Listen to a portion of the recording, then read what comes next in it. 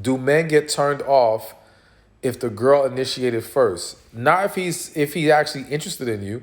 Like that's like y'all gotta think about it from the perspective of, as a woman, you might get DMs, and let's say 10 dudes DM you, hey, beautiful, right? And nine of those dudes you're not attracted to or you're not interested in. You might look at it as thirsty, you might be turned off for it by it, you might be annoyed. But if one of those men you actually have interest in, you're gonna view his attempt differently. So if a man is turned off by a woman who initiated first, chances are he just wasn't interested to begin with.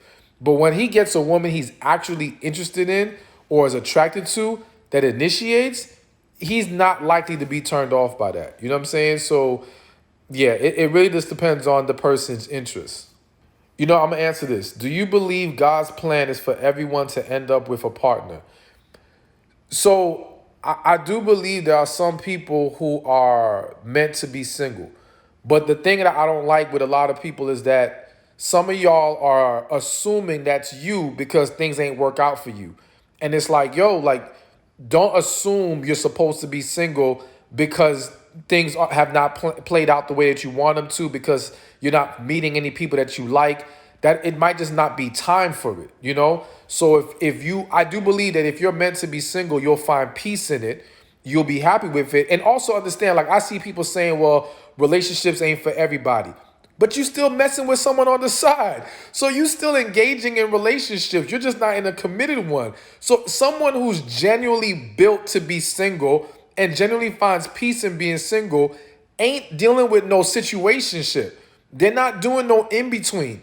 So if you're still entertaining the in-between, that means you still want companionship. Chances are you do deep inside want a relationship. But again, you may have a negative outlook on it. So you've deemed it like, oh, well, nah, maybe I'm just meant to stay single. Nah, don't play yourself. Be honest about what you desire. But again, from a spiritual perspective, talk to God, pray about it. If you can feel after praying that God is telling you that's for you, all right, cool. But don't make that assumption. Oh, I'm a respond to this. This one says her boyfriend broke up with her because he said she works too much. All right, so I'm just gonna be very honest. Number one, if he's telling you you work too much, I hope this is a man who's paying bills and gonna provide for you, because I don't understand him wanting you to not work if he does not want to provide.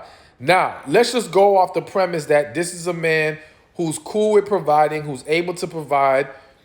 I can tell you that this is more common than you may realize, where men who have the resources, all right, do desire their partner to be more available to them. And when she's not, and when work is a priority, that can be an issue. I'm gonna be very transparent.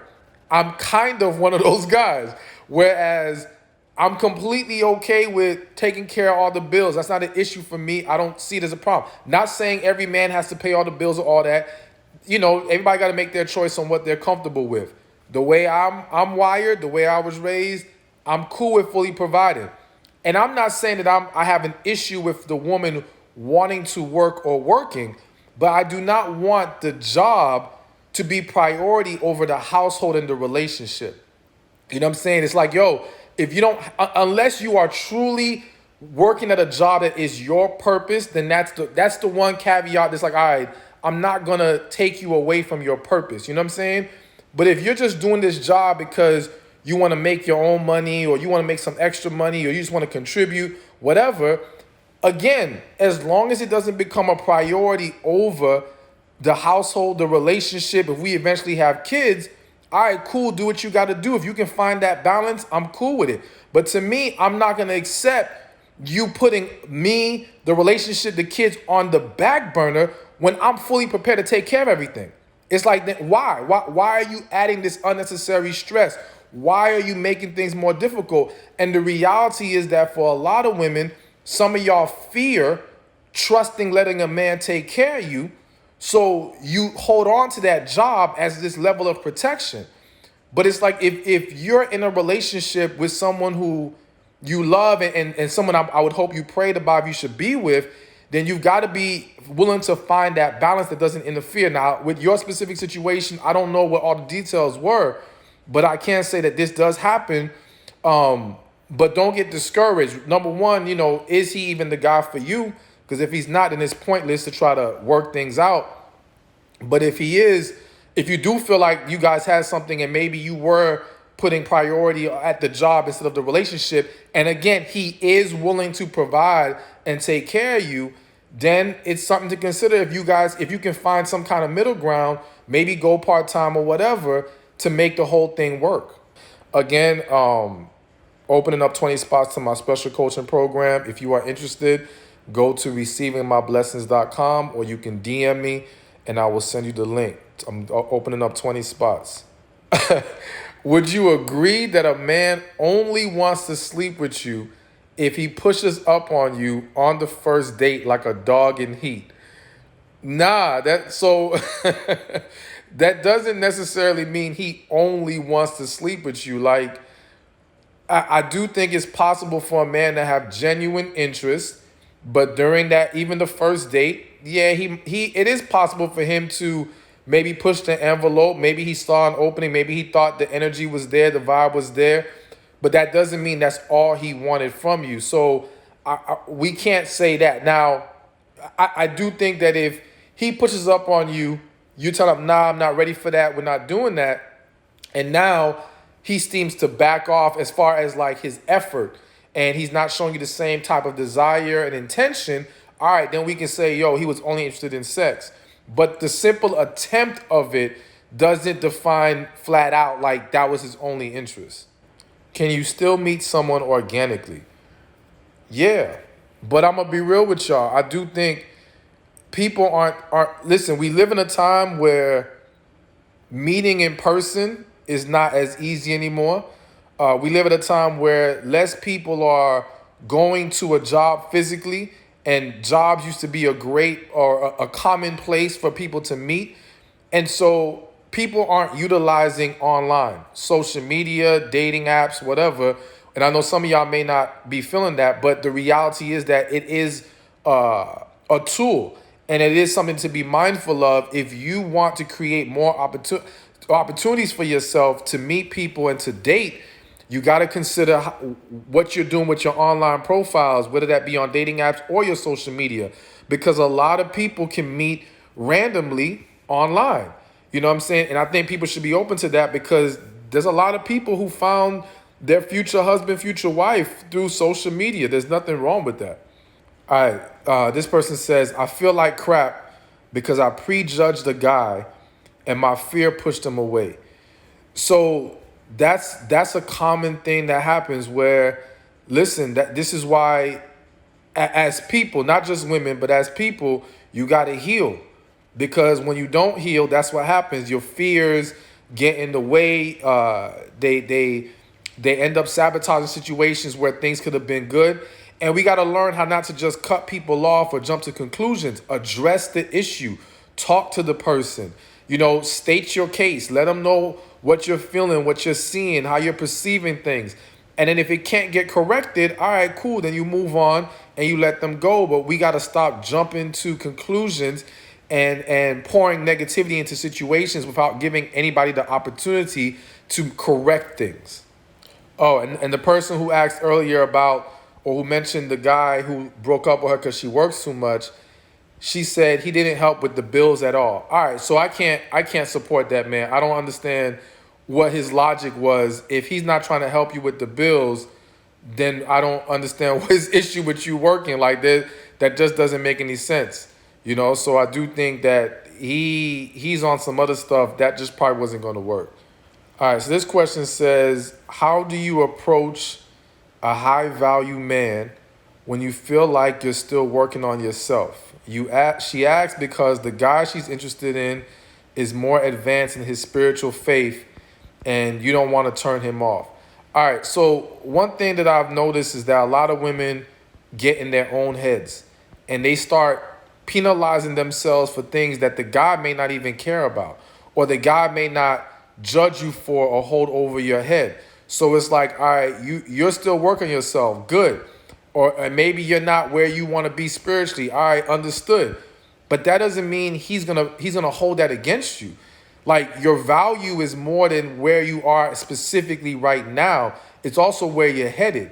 You know what I'm saying? And I do think that a man, especially if he's evolved, he can see where you're going. It's the same way like as a woman, if you're dating a dude, it's one thing to date a broke man who's lazy and ain't doing nothing with himself versus a man who's working hard, who's striving, grinding, pushing for more.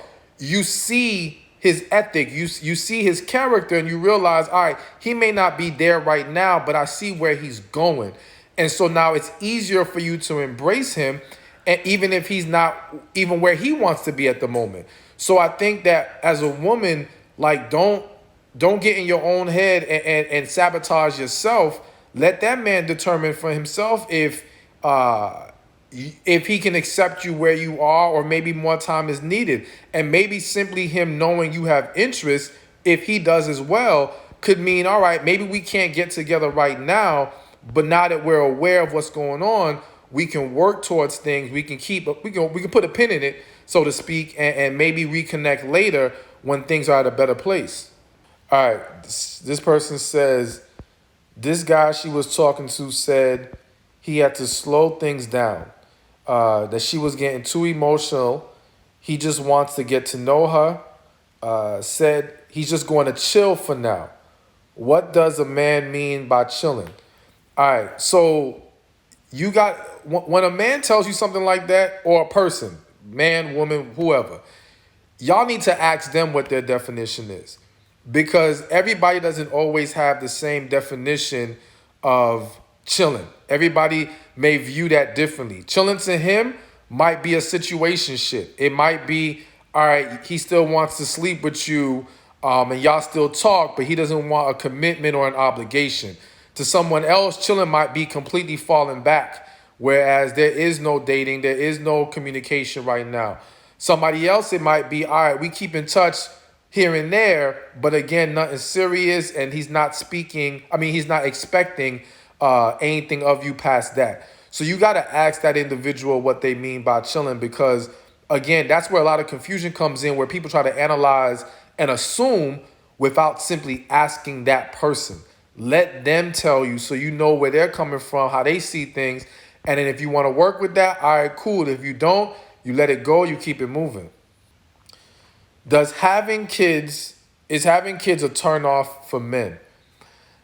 So I think, like, there are people out there who don't want somebody with kids. There are plenty of people out there who don't mind someone who has kids. So it's really based on the individual. I do think, if I'm gonna be real here, I do think that it's less about the kids and more about the situation surrounding the kids, and also about the value that you bring to the table outside of the kids. So it's like, yo, if somebody isn't, again, let's say you meet a guy and they got kids, but it's not that they just have kids. They got a crazy baby mother. They're already not financially stable. The child support is like to the point that due to their financial standing, they're unable to now provide for you in the relationship to where you might carry a bigger burden. So you see, I'm adding these circumstances that it started with they had a kid, but it's really about all that other stuff. You know what I'm saying? Now, if everything else is on point, but they just have a kid, I would argue that a lot of people, even some of the people who say they don't want that, would be willing to consider it. They would at least give it a second thought.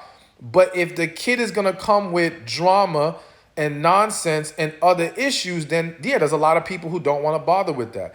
So, I don't think anyone should think, oh, just having a kid having a kid alone means you're not going to be qualified for a relationship with people. Nah. And there are some individuals who, again, just don't care, or there's even some people who prefer people who have a kid for various reasons. You know what I'm saying? I know of men who have said they prefer a woman with a child. They like I guess they have had experiences with women who have kids where they're more mature, they're more motherly, they know how to take care of the household better in their eyes, and so that appeals to them. All right, this one says, my girl doesn't communicate, and I try to work it out with her, but we ended up with the same result. Any advice? All right, so listen, number one, I'm sorry to hear that you're dealing with that, but all you can do is attempt to address it in a healthy manner. If that isn't working, the only other attempt to make is counseling. You know what I'm saying? And now some people might say, well, we're just boyfriend and girlfriend. Why are we going to counseling? Listen, ain't nothing wrong with going to counseling, even as boyfriend and girlfriend. At the end of the day, counseling is about having a third party help you resolve issues. So you can suggest that. And if she's still not willing to go to counseling with you to resolve the issue and get to the bottom of this, then unfortunately you got to let her go. You can't tolerate or accept someone who's unwilling to communicate, because that's only going to turn into bigger issues later. You know what I'm saying? You might think you could deal with it now, but you're gonna start resenting the situation or resenting her.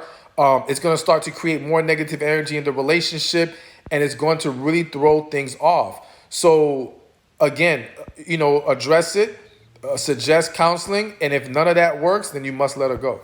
How do you keep peace within yourself during a relationship? All right, so I guess what's coming to mind is like what's causing the lack of peace to begin with? Is the issue that there are things in the relationship that are happening that are causing you not to be at peace? Or do you have a lack of peace outside of that? Maybe family, work, maybe your past. So without knowing, I'm just going to say, listen, you got to make sure you heal, because when you don't heal, you are more than likely not going to have peace in a relationship. All right. You also have to make sure that you have balance in the relationship. Like, listen, relationships are about two people pouring into each other, and we have to embrace each other's needs and desires. However, you can't forget about you, and you still have to pour into yourself as well. So you want to create balance that allows you to have this relationship, pour into your partner, but have some me time. Have some time where you treat yourself. Make sure you can make yourself happy, because you can't just put the responsibility of your happiness only on your partner. Again, it doesn't mean they're not supposed to do their part in order to put a smile on your face, but it cannot be their sole responsibility. And so when you can have happiness regardless of them, and they're a bonus, they're a magnifier of happiness, then I think you'll have more peace in that relationship, as well as, again, healing from your past. What are characteristics you find attractive in a woman? So, okay, I'm assuming you asking me personally, what are characteristics I find attractive? For me, feminine energy is very important, very attractive, something that I talk about all the time and encourage women to tap into. So I love a woman who embraces her femininity, you know what I'm saying, and walks in that. I think also someone who can be positive. I think we already got enough negativity in this world. I don't want a negative partner. I don't want to deal with that. So when she can be positive and loving, which kind of connects with the femininity, I think that's a great thing. Now, for me, someone who has a balance when it comes to, I guess, knowing how to have fun, but knowing how to, I don't want to say be conservative, because I'm really not as conservative as people may think. So I don't want to use the word conservative, but at the same time, I guess knows how to carry herself in different environments. I think that's the thing. You know what I'm saying? It's like, you know how the memes where it says you got get a woman that can do both. You know what I'm saying? Like, I like that. You got to have balance. And I think for the men listening, it's important as well to have balance. Like, you be a guy who can carry himself in different situations, who is a good man, but, exudes that masculine energy, have that balance, be that guy who could do both. I think that always appeals to a lot of people. You know what I'm saying? That's the main things that's coming to mind. I'm sure there's other stuff, but those are the main things I would say that I find very attractive. And it takes care of themselves. I'm very into taking care of yourself. You know what I'm saying? They may not have to be on the same level as me, so to speak, but at the very least, care about how you look and enjoy, you know what I'm saying, looking good. I think that's important. I think keeping up physical attraction in a relationship is extremely important for the success of the relationship. So someone who pours into that is very attractive in my opinion. All right, why do some people go from relationship to relationship without taking a break? Because they're trying to distract themselves. You know what I'm saying? It's like that saying, to get over someone, you should get under someone, which is horrible advice. You know what I'm saying? I do not encourage that at all. But a lot of people do that because it distracts them. It helps make it easier for them to deal with the breakup, to ignore the pain, to ignore the issues that they may be holding on to, because the reality is that healing can be tough. A lot of people are afraid to face the pain they have to face to heal. And so instead, they'll bury themselves in another relationship. They'll bury themselves in work. They'll bury themselves into their kids. There's various things. Some people hide behind God. You know what I'm saying? There's a lot of things that people use as a coping mechanism rather than just facing the issues and actually healing. So that's one of the biggest reasons why people jump from relationship to relationship. And then some, I hate to say it, but some already had that relationship on the side the whole time. So it was just a quick transition anyway. Would I be with someone who has kids? Listen, I would be with whoever I have a connection with. And so if that means kids, so be it. No kids, so be it. Whatever it is, so be it. My priority and what I encourage people to do is focus on the connection. Because to me, if there's a real, genuine connection there, everything else can be worked out. You know, kids is not necessarily a deterrent. I just think at the end of the day, it's all about connection first and foremost. So I would be open to it at the very least. Why do people go ghost? People go ghost because it's easier to disappear than it is to tell somebody you're no longer interested, or to tell somebody you don't have the energy to put into the situation anymore, or to tell somebody their ex came back in their life, or whatever the case may be. People have a hard time facing the other, and a lot of people don't want to be the bad guy, even though, yeah, when you ghost, you kind of end up being the bad guy, but it's easier to just run away from it than to have to face the situation and have a deep conversation. And you might be concerned about how the person's going to react and all these different things. So it's like, it's just easier to ghost. Not saying it's right and it's okay, but that's why a lot of people do it. How long should you date a person before introducing them to the kids?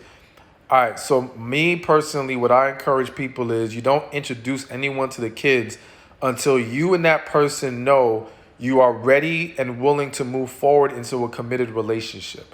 Like, there's no reason to involve the kids when y'all don't even know where y'all trying to go with each other with this relationship, with this situation. Because that's how you can create a situation where there's a revolving door, or where, you know, the kids can end up getting attached to someone who doesn't belong in your life. People can also use your kids as leverage to gain a space in your life.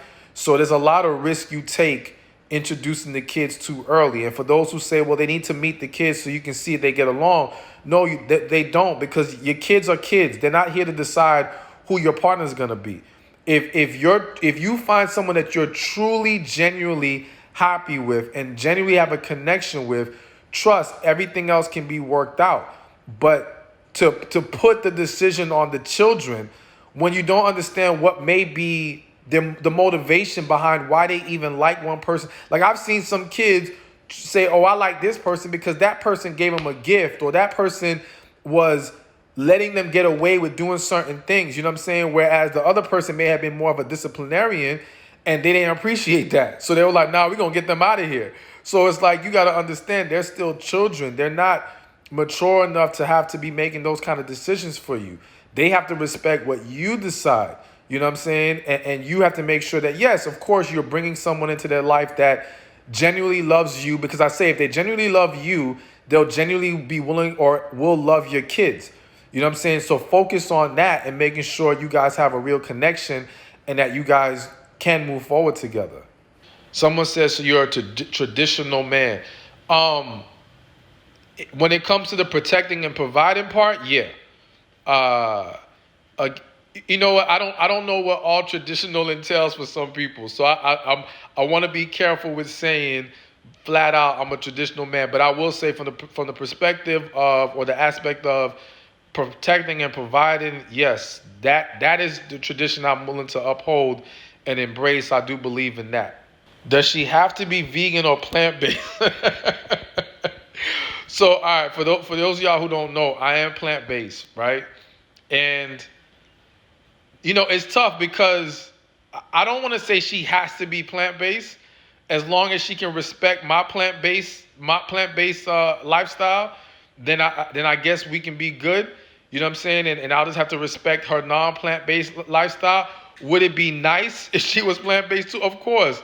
But again, like I can't see myself not being with a woman for that one reason. Like, as long as she's still into taking care of herself, that to me is not really negotiable. You got to be willing to take care of yourself. But the plant-based thing, like I said, because, and I know, like, it ain't easy all the time to go from eating meat and all that to going plant-based. It took me a minute to transition. So I understand I can't expect everyone to be there. So I think I'm flexible with that. Would you date a woman that smokes weed? Let me see what else it says. Let's say she has a good balance, smokes once on the weekend, but continues to adult the next day with life. Weed is not a deal breaker. It's not a deal breaker. As long as you're not a junkie with it, I think we're good. You know what I'm saying? So the scenario you said, once a week, whatever, that's not a big deal. Yeah, weed is not a deal breaker whatsoever. What is my deal breaker? The first thing that comes to mind is just negativity. I don't tolerate negative energy. You know what I'm saying? So it's like, if you can't figure out how to get that under control, we're just not gonna work. So again, it doesn't mean you won't have a negative moment.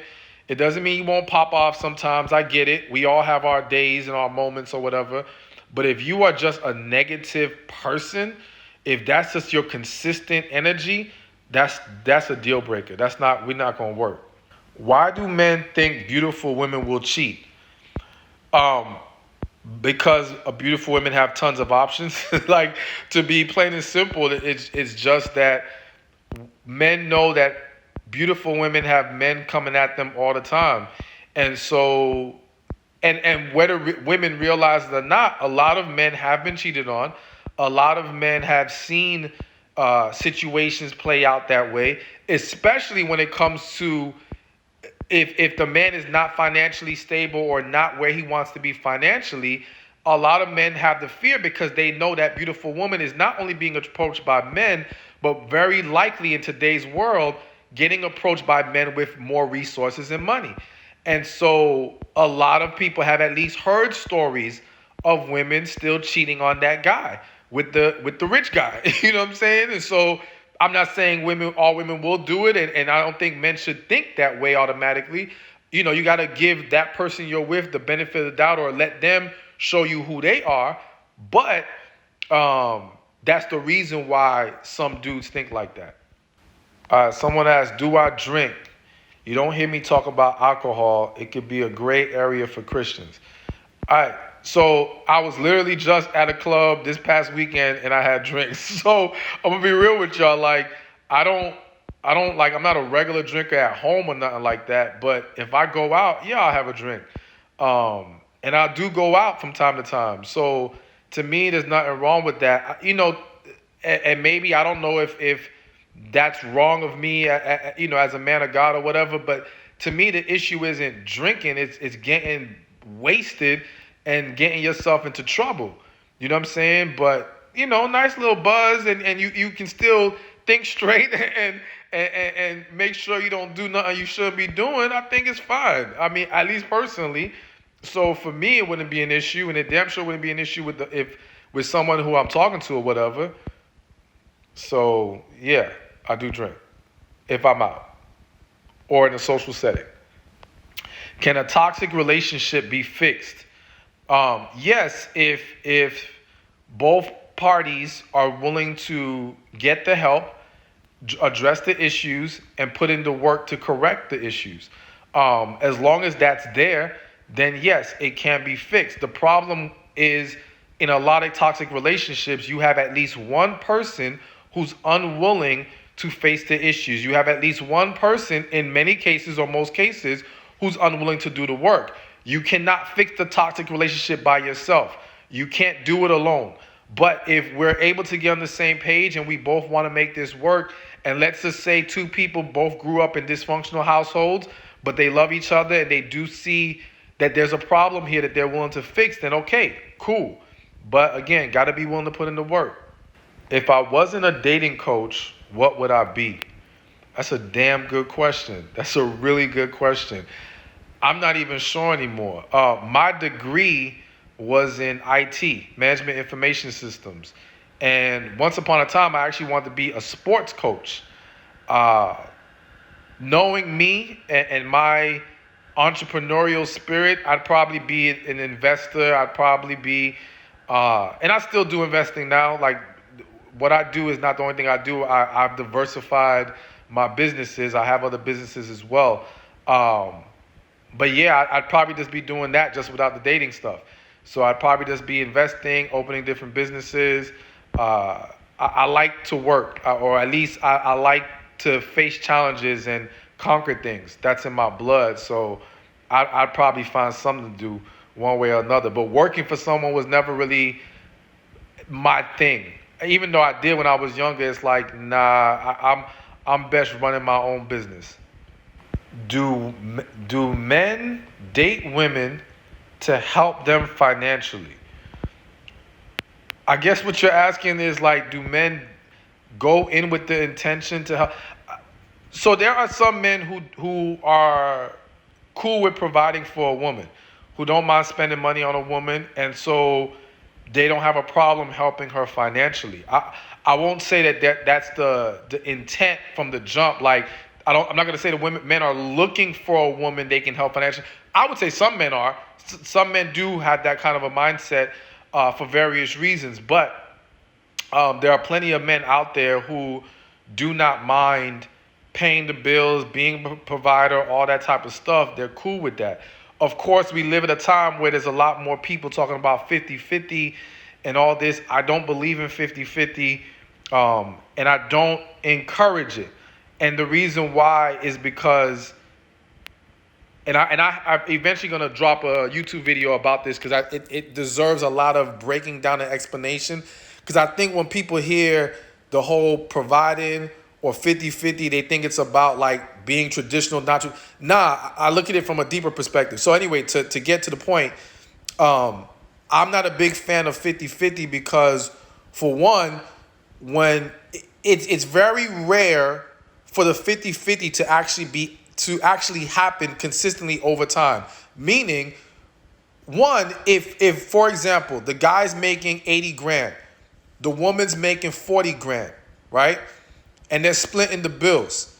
That's not 50-50 to me. That's not actually equal. What would be equal is if they said, all right, we're going to take 20% of the man's income, 20% of the woman's income, and put that in. So now you're both making an equal contribution based off of the income you produce, rather than saying, all right, well, she got to pay 500 and he's paying 500, but he makes double what she makes, or vice versa. That, to me, that's not real 50-50. Also, whenever you do 50-50 relationships, a lot of times it does not stay 50-50. At some point, someone ends up carrying the burden of the relationship, whether it be financially or whether it be the overall structure. So like, let's say it's 50-50 bills and y'all saying 50-50 chores or whatever, right? At some point, one person's going to be doing more work than the other. Plain and simple. And I'm not going to lie to y'all, in most cases, it's the woman. In most cases. It does happen with the man sometimes, but in most cases, it's the woman. So again, it doesn't actually remain 50-50. Then you got the problem where the 50-50 speaks to deeper issues in a lot of cases. Not everyone. Sometimes it may be a necessary structure due to where they are both at financially. Okay, so there are exceptions to the rule. But a lot of times, and this is just one example, some women want 50-50 because they view it as a method of safety and protection. Well, I don't want to rely on no man. I don't want him to think he has any power over me. She's projecting a lot of negativity. The man sometimes is using 50-50 because he just don't want to provide for you like that. And I will say this, and I do believe this wholeheartedly. No man who got it, and I'm saying this man has money, can provide, it wouldn't be a problem for him. No man who's got it and is going to make you pay 50-50 unless he's just not into you like that. He ain't really in love with you. I've never seen a man personally, and in my years of doing this, I've never seen a man who has it, who is fully able to provide and yet is requiring 50-50 from his partner who he says he's in love with. Nah, it may be 70-30. Hell, it might be 60-40. It ain't 50-50. So, and again, there's a lot to break down and explain, but nah, I don't believe in the 50-50. I see some people asking my zodiac sign. I am a Sagittarius, for those of y'all who follow zodiac signs. Hey, thank you for watching this video. Be sure to check this one out right here, and I'll see you there. Dating is an art, and some of y'all don't know how the hell to paint. So listen, I had to say it. But this work with me here. Don't leave the video. Don't get upset, because I'm here.